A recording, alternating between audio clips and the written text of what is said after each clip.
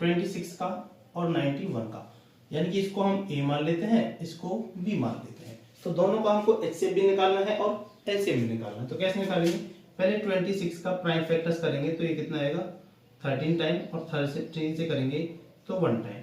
91 का करेंगे, ये जाएगा आपका पहले 7 से होगा 13 टाइम, और फिर 13 से हो जाएगा 1 टाइम। ठीक है, अब इनको थोड़ा लिख लेते हैं अरेंज करके। तो 16 को हम लिख सकते हैं 2 × 13, और 91 को हम लिख सकते हैं 7 × 13। दोनों ही एक बार है तो हमने पावर में नहीं लिखा, इसका मतलब दोनों एक ही बार आए हैं। अब हम इनका निकालना चाहते हैं, यहाँ पर लिख लेते हैं। पहला काम है इनका HCF निकालना, 26 का और 91 का। तो हमें पता है HCF निकालने के लिए क्या करना होता है। HCF निकालने के लिए हमें चाहिए product of smallest power of each common factor, मतलब कि जितने भी फैक्टर कॉमन है इन दोनों के अंदर 2, 13, 7, 13 में जो कॉमन है यानी कि 13, उसको हमको लिख लेना है। क्या 13 के अलावा कॉमन कोई? जी बिल्कुल नहीं।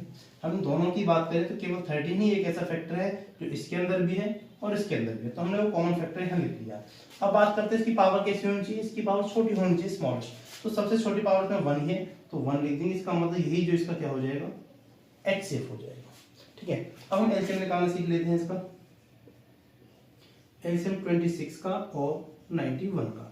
LCM निकालने के लिए यहाँ पर बात बोलेगी ईच इन्वॉल्विंग फैक्टर, जितने भी फैक्टर आपको नजर आ रहे हैं सबको आपको यहाँ लिख देना है। तो हमें क्या नजर आ रहा है, यहाँ पर 2 है, 7 है और 13 है, सभी को लिख लिया है। अच्छा, और बात करें पावर की, तो पावर हमको लेनी है यहाँ पर ग्रेटेस्ट। पावर सबकी पावर 1 है तो हमने एक बार लिख दिया। इस सबकी मल्टीप्लाई करेंगे तो 14 × 13, तो इसकी वैल्यू आपके पास आ जाएगी यहाँ पर, दैट इज 182। तो ये इसका HCF हो जाएगा, सॉरी LCM, और ये हो जाएगा इसका HCF। तो ये था कि अब